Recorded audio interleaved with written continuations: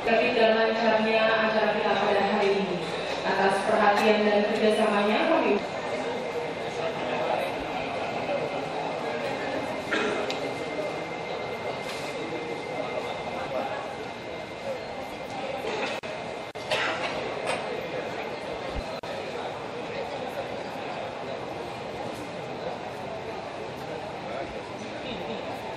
tiba di tempat acara.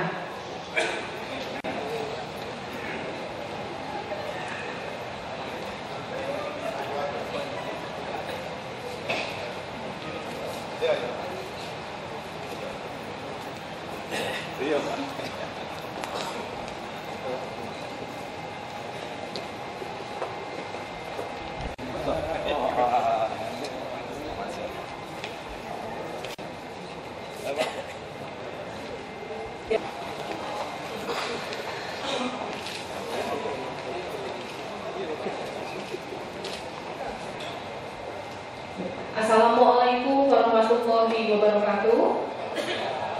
Selamat siang dan salam sejahtera bagi kita semua. Yang terhormat Wakil Gubernur Provinsi DKI Jakarta, yang kami hormati para pejabat lingkungan pemerintah Provinsi DKI Jakarta, yang kami hormati Kepala Dinas Tenaga Kerja dan Transmigrasi Provinsi DKI, serta hadirin undangan yang berbahagia. Tripartit Provinsi dan anggota LKS Tripartit 5 wilayah kota administrasi DKI Jakarta dan dimulai dan diawali dengan menyanyikan lagu kebangsaan Indonesia Raya. Hadirin dimohon. Indonesia Raya, Indonesia.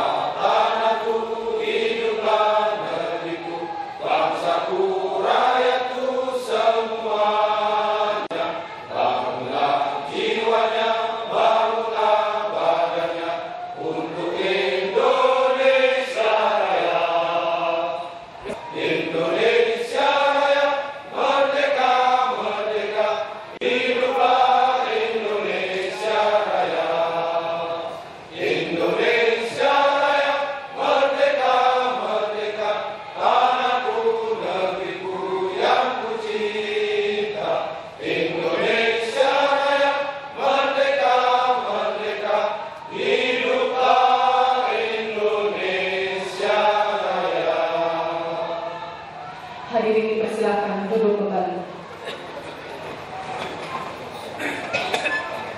Baiklah Bapak Ibu, kita berdoa bersama yang akan dipimpin oleh Bapak Haji Amiruddin. Kami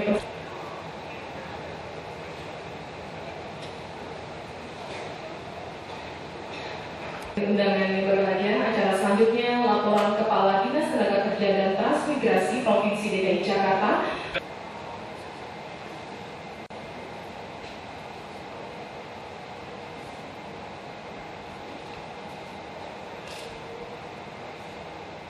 yang saya hormati Bapak Wakil Gubernur Provinsi DKI Jakarta selaku Ketua LKS Tripartit DKI Jakarta, yang saya hormati Bapak Dirjen PHI Kementerian Tenaga Kerja dan Transmigrasi, terima kasih Pak atas kehadirannya.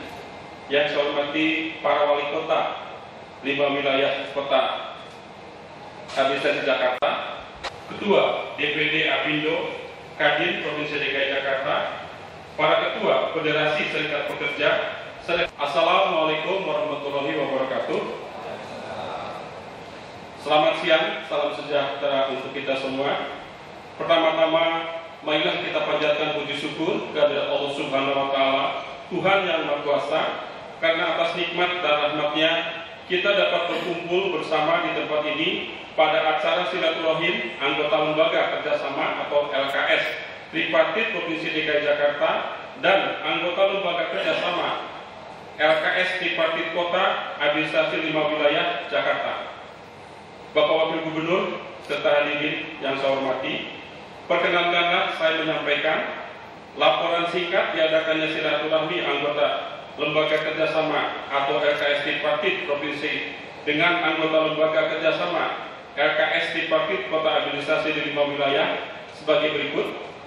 Pertama-tama, maksud dan tujuan diadakan silaturahmi anggota Lembaga Kerjasama Tripartit Provinsi dan anggota Lembaga Kerjasama Tripartit Kota Administrasi 5 wilayah dengan Bapak Wakil Gubernur adalah untuk mempererat tali silaturahmi sesama anggota LKS Tripartit, yaitu pemerintah, pengusaha, serikat pekerja atau serikat buruh, menjalin kedekatan antara unsur-unsur terkait dalam upaya mengantisipasi dan mengeliminir masalah ketenagakerjaan yang akan timbul demi terciptanya iklim usaha yang kondusif di wilayah DKI Jakarta.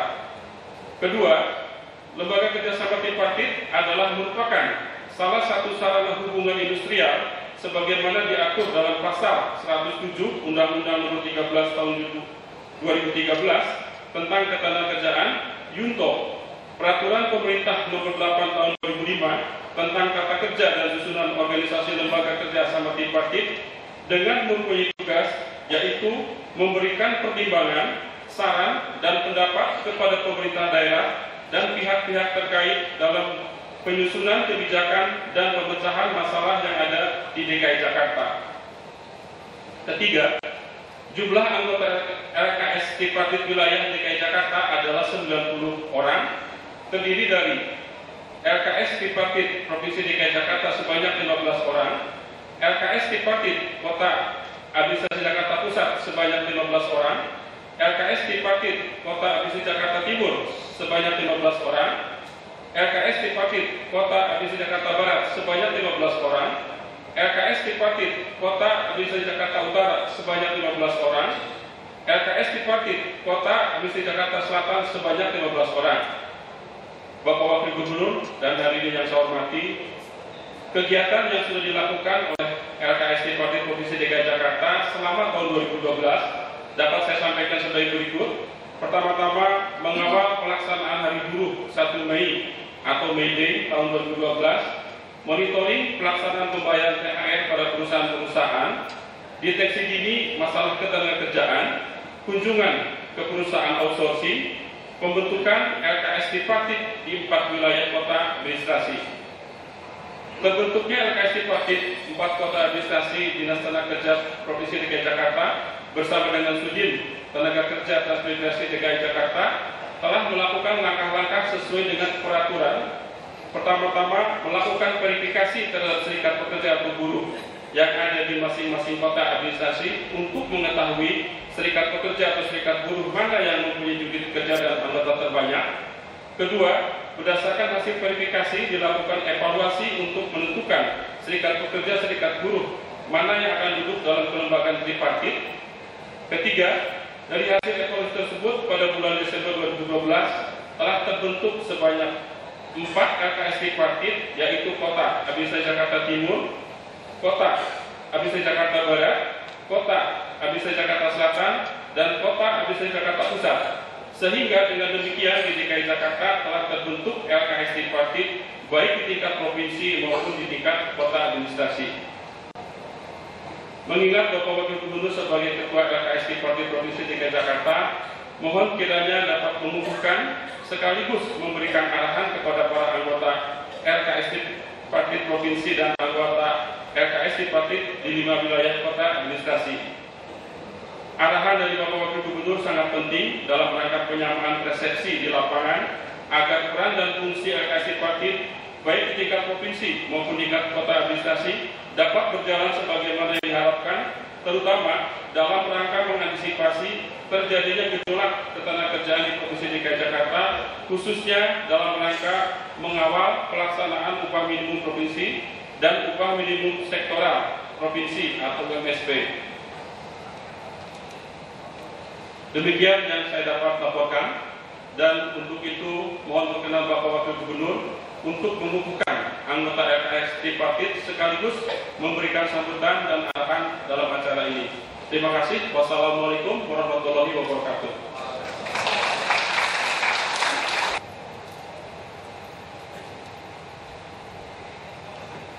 Bapak Ibu hadirin undangan yang kami hormati, selanjutnya kita dengarkan bersama sambutan Wakil Gubernur Provinsi DKI Jakarta selaku Ketua Lembaga Kerjasama Tripartit Provinsi DKI Jakarta. Oleh yang terhormat Bapak Basuki Cahayapurnama, kami persilahkan.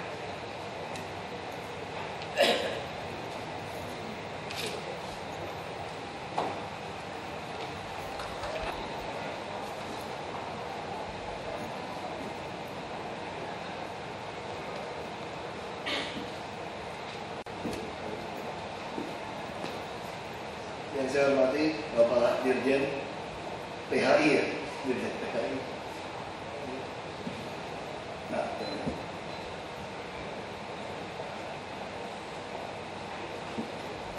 yang saya hormati para wali kota tidak datang ya? Oh ada, wali kota, kepala dinas pendidikan dan seluruh anggota tripartit dan barisan luar ini. Selamat sore, selamat sejahtera kita semua.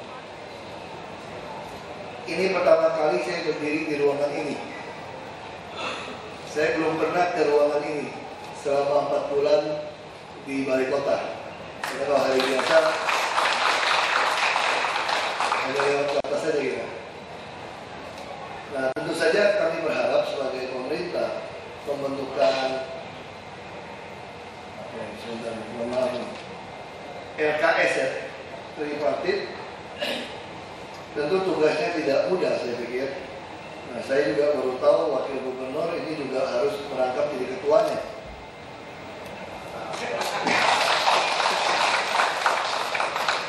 Dulu waktu lagi demo-demo saya ngotot-ngototannya, saya berpikir saya buat ketua tripartit.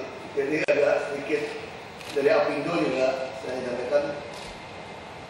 Ada Apindo juga dari Pak.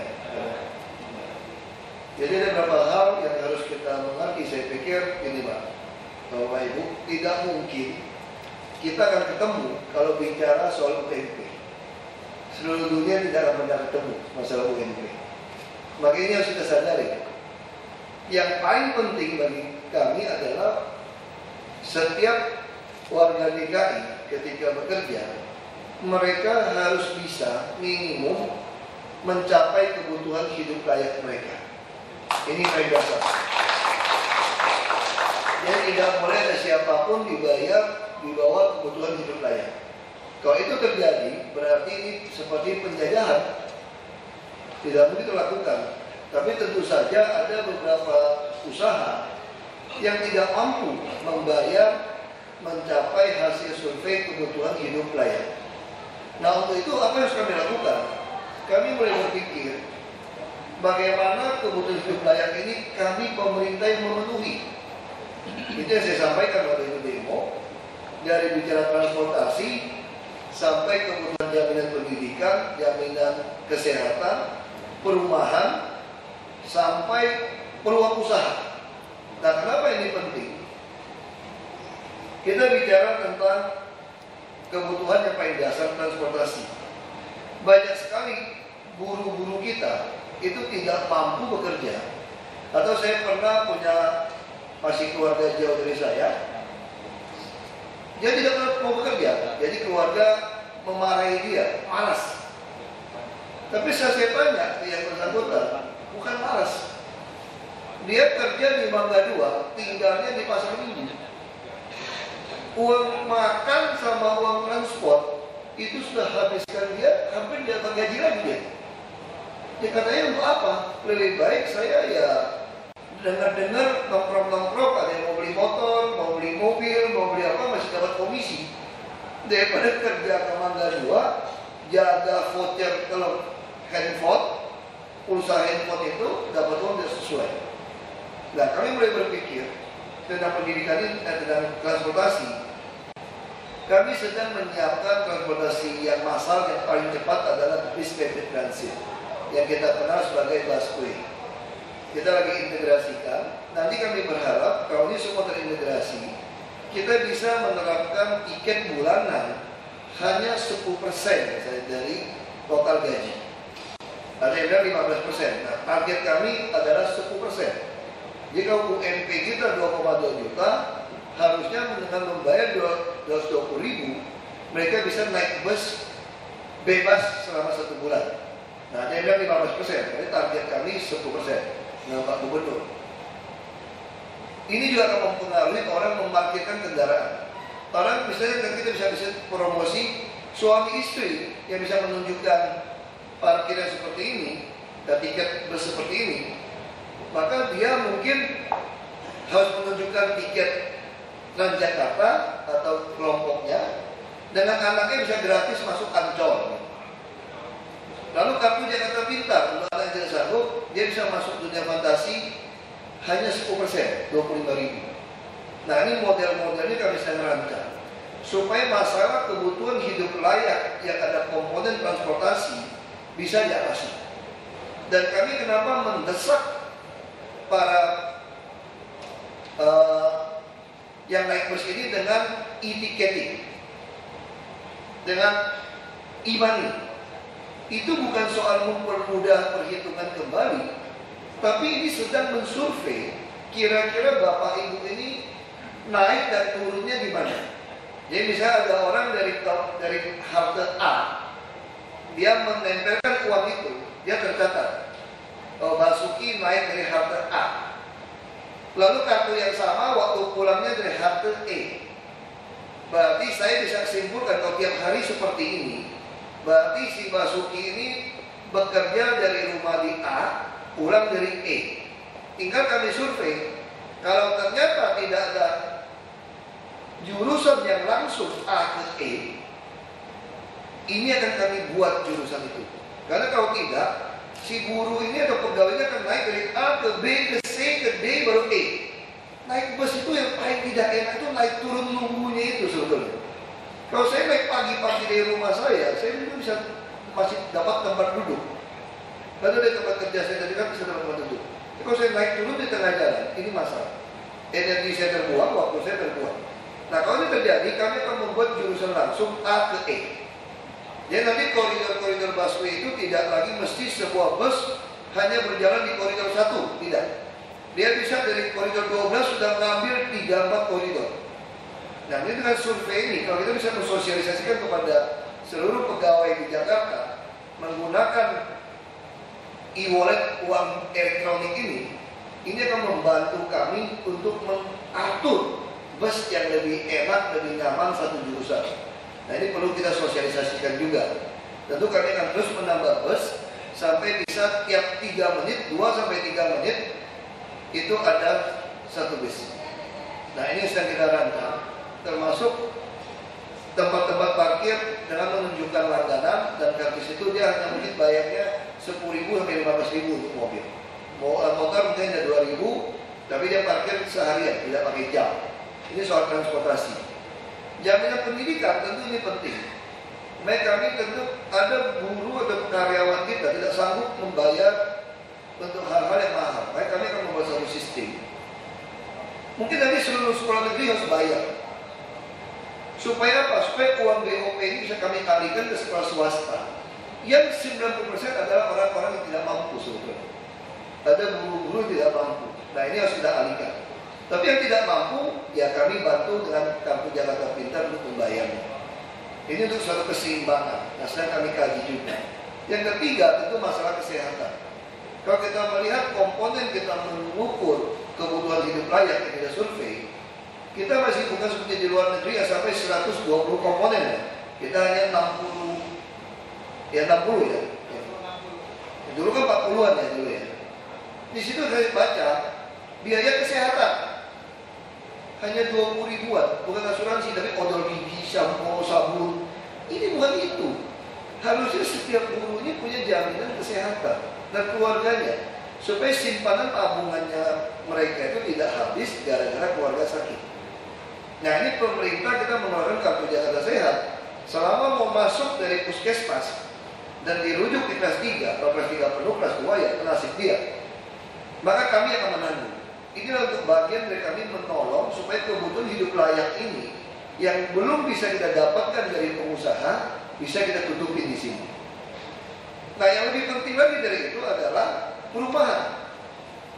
Kalau tinggal di Jakarta, gaji 10 juta tidak bisa beli rumah lagi sebetulnya di perumahan. Karena 1 meter rumah itu semua sudah rata-rata ya di atas 5 juta. Kalau 2 juta, 3 juta agak kurang jelas itu. Disergong saja sudah. Jadi secara hitungan tidak mungkin. Ini yang membuat banyak orang-orang dari kita kerja di Jakarta tinggalnya di luar Jakarta. Nah, kami akan berusaha membangun sebanyak mungkin rumah susun. Rumah susun bukan sewa sebetulnya. Tidak disewakan rumah susun DKI. Hanya meminta uang restribusi supaya untuk urunan. Nah, kami jamin tidak ada lagi yang perlu calon-calon menyogok langsung nama yang bersangkutan. Kalau dia tidak mampu bekerja pun kami sedang merancang dengan menjadi BLUD. Orang-orang yang tidak mampu bekerja karena tua dia bisa membersihkan taman. Yang betul-betul tua dan sakit kami menyediakan panti werda. Jadi tidak ada alasan untuk susah di Jakarta kalau ini semua kita rancang. Nah, ini untuk apa? Bagi buruh yang penting ada rumah, tidak perlu dikejar-kejar sewaan. Nah, dengan adanya ukuran 30, 5 x 6 ada 2 kamar, dan ada sekolah di sana, ada rumah ibadah, tentu ini akan membantu mereka menghemat biaya tenaga dalam bekerja. 2 hari yang lalu saya sudah telepon di rootnya PT KBN. Saya bilang sama beliau, kawasan dekat Nusantara ini akan dibuka lagi satu kawasan baru 100.000 hektar. Dia akan menampung 30.000 sampai 40.000 pegawai. Nah, saya katakan tolong jangan datangkan pegawai dari luar dulu ke dalam. Nanti akan ada masalah perumahan. Sama seperti pelabuhan Samudra di Muara Baru, pemerintah membangun 300 hektar kawasan industri perikanan, tidak menyediakan rumah untuk karyawan. Itu daerah Pluit, Muara Karang, kota Ancol udah jelas tanahnya puluhan juta. Tidak mungkin guru-guru itu tinggal di situ.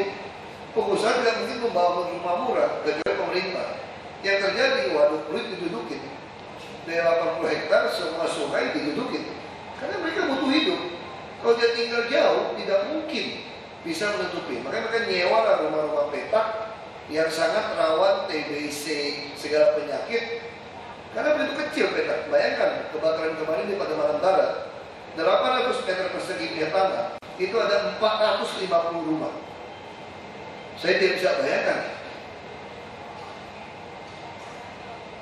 Ya, itu hampir sebesar rumah di daerah Pluit, itu ada 450 rumah. Ini satu hal yang berbahaya dari kesehatan, kebakaran, listriknya semua juga main colok aja, ini sangat berbahaya. Nah, hal inilah yang akan kami lakukan. Kami berharap Marunda akan jadi satu proyek contoh yang baru. Kami masih ada belasan hektar di tanah di sana, total 40 hektar. Dan kami akan reklamasi lebih 1.500 hektar kawasan ekonomi khusus. Dan kami akan membangun konsep ada perumahan di sana. Nah, tadi saya sudah bicara dengan Kepala Dinas Tenaga Kerja. Tolong didata penghuni rumah susun di Marunda punya kemampuan kerjanya apa, supaya mereka disalurkan ke kawasan KBN tadi. Nah, ini untuk membantu transportasi mereka murah, bisa pulang ke rumah, dari segi hubungan keluarga, sosial juga lebih baik. Nah, yang terakhir yang lebih penting dari itu adalah kami juga memberikan peluang usaha di Jakarta. Kami inginkan guru-guru ini terus tidak selamanya menjadi guru. Guru adalah bagian dari training sekolah mendapatkan gaji. Dia pengalaman manajemen, dia pengalaman melihat orang bekerja bagaimana. Jakarta yang paling penting adalah tempat usaha. Kemarin saya berpanggil PD Pasar Jaya juga, ada Pak Gubernur minta saya untuk bereskan ini. Mungkin Bapak Ibu tidak pernah membayangkan seorang pedagang kaki lima yang jualan dengan 2 kali 2 meter, dia membayar lebih mahal daripada orang yang dagang di dalam mall yang paling mewah di Jakarta. Dari mana hitungannya? Saya kasih tahu hitungan seperti ini. 2 kali 2 meter, misalnya saya dagang martabak 2 kali 2 meter, berarti 4 meter persegi. Saya datangnya mulai mau maghrib, saya berobat didorong, karena toko-toko udah mulai tutup. Saya buka sana, jam 11 malam saya pulang. 4 meter persegi, saya harus membayar berapa? 20.000 kepada oknum transit, 20.000 kepada mungkin oknum di kelurahan atau preman, jadi 40.000 saya bayar. Artinya saya menyewa satu tempat usaha ini 10.000 per meter per sepertiga hari, bukan per hari itu. Per sepertiga hari kita sampai juga sepertiga hari, kita sampai 8 jam. Sementara mall yang paling bagus itu 1 bulan itu hanya 150.000 rupiah per meter sewa. 24 jam barang saya ditutupin, ditungguin dari satpam mall dan AC dingin, punya toilet yang dekat, yang bagus. Tapi si pedagang kaki lima 10.000 per hari, berarti dia menyewa berapa per meter? 300.000 per meter. Lalu kenapa kita tidak membangun pasar? Pasar yang kita bangun selalu dijual per 20 tahun 200 juta. Buruh tidak sanggup membeli 200 juta, termasuk membayar DP rumah. Tetapi kalau mereka dikasih peluang usaha hanya mencicil harian 25.000 sanggup. Nah ini akan kami lakukan.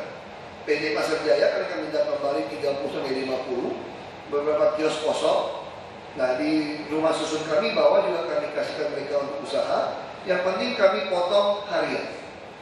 Kita bisa bantu modal. Kalau ini semua sudah di lokasi kami berani mengeluarkan 1 triliun untuk memberikan modal kerja 5 juta. Berarti kami bisa menyerap 200.000. Kalau pengangguran hanya 370.000 lebih di DKI. Kalau 200.000, ini kan Jakarta, bukan di Belitung yang jam 7 malam sudah sepi. Ini Jakarta bisa sampai jam 11-12 malam sampai pagi. Artinya mereka membutuhkan 2 orang lagi tambahan kerja. Kalau dia membuka 3 shift. Kalau kita anggap 2 shift saja, dia akan menyerap 400.000 orang. 1 triliun bagaimana hitungannya? Ya kami akan berikan tanpa agunan di tempat usaha kami tadi sebagai jaminan. Pedagang yang asli tidak mungkin mau mengemplang 5 juta untuk kehilangan tempat usaha yang ratusan juta. Nah kalau dia tidak mau kami akan tanggung rente. Nah kalau pola ini bisa jalan dengan baik, memang ada masalah pembangunan butuh 1,5 tahun. Kami terus sebisa mungkin kami lakukan. Seperti di Kota Tua kami juga siapkan tempat usaha, ada 2 miliar kami membangun tempat-tempat lapak-lapak itu gratis. Sampai tempat usaha kita kasihkan. Kami harapkan para guru yang punya keterampilan, kemampuan, dia berani keluar menjadi pengusaha. Dan ini akan memperbaiki iklim usaha kita. Tidak ada lagi orang yang mau outsourcing. Tukang teh botol saja bayar upeti 50.000 sehari. 1 bulan 1,5 juta. Outsourcing kemarin 1,2 juta. Jadi saya baru ketemu dengan kabar umum yang baru. Banyak perusahaan cleaning service di DKI agak kurang ajar tanda kutip. Dia kontrak dengan kami UMP, tapi dia bayar buruhnya 1,2 juta. Jadi saya bilang kalau siapapun yang bayar cleaning service kami bukan UMP, kita ambil alih, kita suap kelola. Di DKI bapak bersih-bersih di PLN semua ini dibayar dengan di bawah UMP. Kurang ajar sekali nih. Apa karena hitungannya kurang buat bagi-bagi, saya tidak tahu. Tapi saya minta bagian umum. Ya saya pura-pura tidak tahu sebetulnya, bukan tidak tahu. Lebih tepatnya saya pura-pura tidak tahu. Saya minta mereka untuk selesaikan masalah seperti ini. Jadi saya berharap para wakil dari buruh, dari pengusaha, kalau pengusaha masih ada untung, ya tolong jangan ditunda. Jangan jadi pengusaha hari biasa kalau kerja belakang pakai mobil butut, tapi kalau hari Minggu naik mobil import yang paling mewah. Saya kira tidak betul juga. Selama masih bisa untung, Anda harus bayar haknya buruh. Tapi buruh juga jangan demo melulu. Keenakan lama-lama demo melulu. Karena kerja bisa dibayar. Ini juga harus jelas. Bikin macet kami lagi. Saya bilang, udah ketemu saya, datang saja ngomong. Demo-demo bikin macet saya depan dia. Kita duduk baik-baik saja. Karena kan fungsi kami kan bukan mau membela si atau si, ini seperti keluarga, seperti anak-anak. Kita mesti duduk bersama. Yang paling penting Bapak Ibu harus ingat rumus pertama, UMP tidak pernah ketemu. Seluruh dunia tidak pernah ketemu. Dia patokannya jelas, kebutuhan hidup layak. Makanya saya kemarin ngotot mohon maaf Pak Dirjen, melawan Kepmen. KHLT DKI proyeksi tahun depan baru fair. Dia tidak boleh menggunakan survei 2012 karena kita mau hitung kebutuhan hidup layak kan tahun ini. Ya harus diproyeksi ke depan baru wajar. Itu pun dibagi 12 kurang sudah tidak adil juga. Karena Januari sama Desember beda harga kebutuhan hidup layaknya. Tapi ini toleransi dari para guru. Saya sangat berterima kasih kita gunakan supaya gampang menghitungnya. Nah ini yang kita kasih yang pertama. Nah kalau kita mengerti konsep ini, saya yakin bertahap pemerintah juga bantu perizinan yang baik. Kalau ada yang minta pungut macam-macam, pengusaha bisa lapor kepada kami. Setiap saat kami bisa ditemui.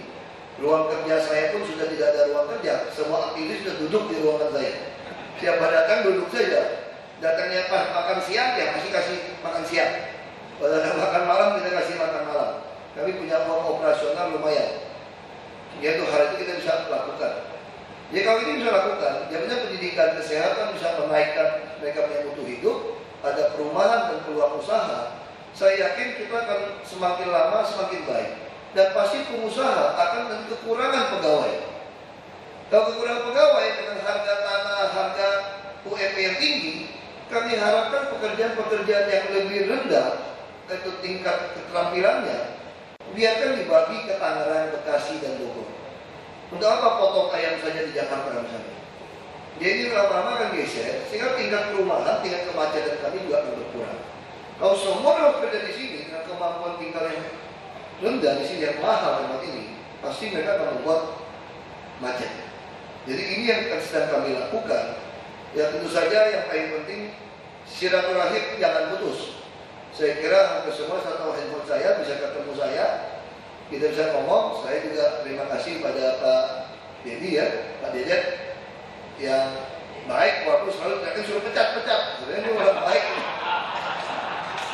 Ya, selalu minta dipecat. Saya kan tidak ada salahnya. Beliau juga sudah minta dipecat sebetulnya.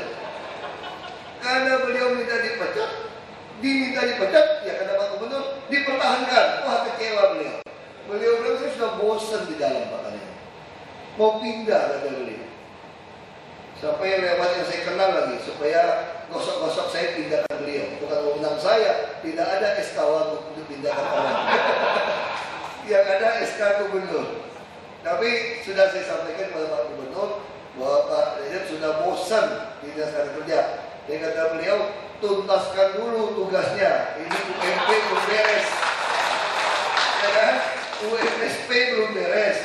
Nanti bulan Mei ada Hari Buruh Sedunia. Jadi jangan demo yang bikin macet lagi nih. Demo yang enak-enak saja.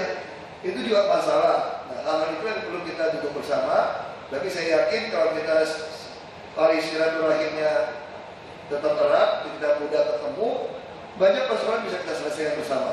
Tidak perlu orang demo itu kalau tidak tersalurkan. Kalau bisa ditemui untuk apa demo? Oh kami maunya beramai-ramai Pak datangnya Pak. Ya sudah, berapa orang? Kalau 50 orang masih masuk ke ruang rapat saya. Kami maunya 200 orang Pak. Ya sudah, balik 200 kita siapkan ruangan di sini saja 200. Jadi supaya semua tertib. Tidak perlu lagi ada demo dan tidak perlu lagi mogok kerja. Supaya pengusaha kita akan menghadapi persaingan yang sangat berat. 2015 kita akan menghadapi Komunitas Asia Tenggara. Dunia tanpa batas. Kalau kita terus bercakar-cakaran di antara kita, satu hari kita pasti mati juga. Nah lebih baik kita saling kerjasama, pengusaha bisa untung, buruh bisa untung, pemerintah pasti untung. Karena kalau Bapak Ibu untung, kami pasti untung. Karena semua dipotong pajak. Jadi Bapak rugi, tanggung sendiri. Kalau untung kami tidak bagian. Itulah pemerintah. Paling enak jadi pemerintah. Nah saya sekali lagi terima kasih Bapak Dirjen yang bersedia hadir. Nanti kita akan pengukuhan. Saya harap kita ingat saja, kita saling tolong-menolong, saling silaturahim, supaya pengukuhan sore ini tidak sia-sia. Ini udah jadi tripartit baik-baik, tapi ribut lagi di antara kita. Semua bisa diselesaikan, asal kita mau berdialog. Dan kita bersilaturahim yang baik. Saya yakin Jakarta baru akan terwujud, kemudian ada Indonesia baru. Terima kasih.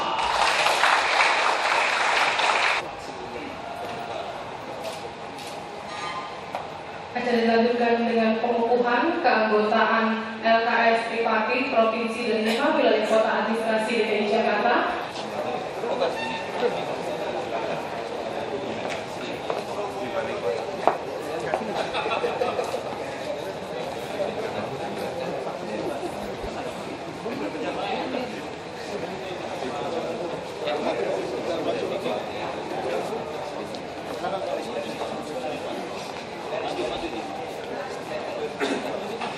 Keanggotaan LKS tripartit periode 2012 sampai dengan 2014.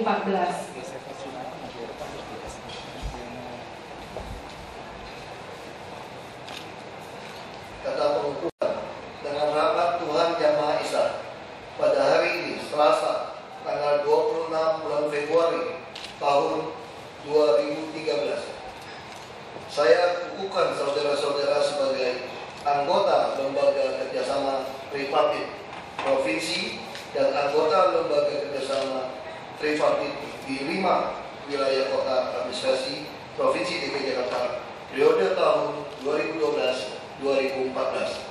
Saya percaya saudara-saudara dapat melaksanakan tugas dengan sebaik-baiknya dan penuh tanggung jawab.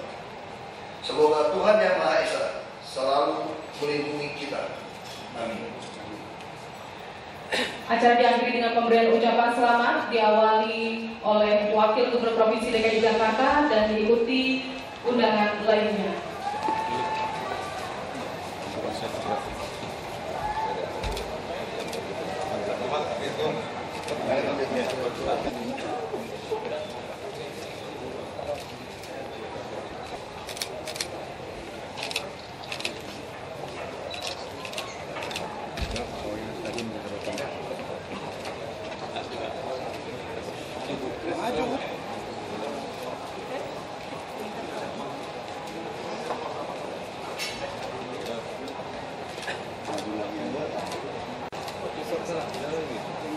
Mas,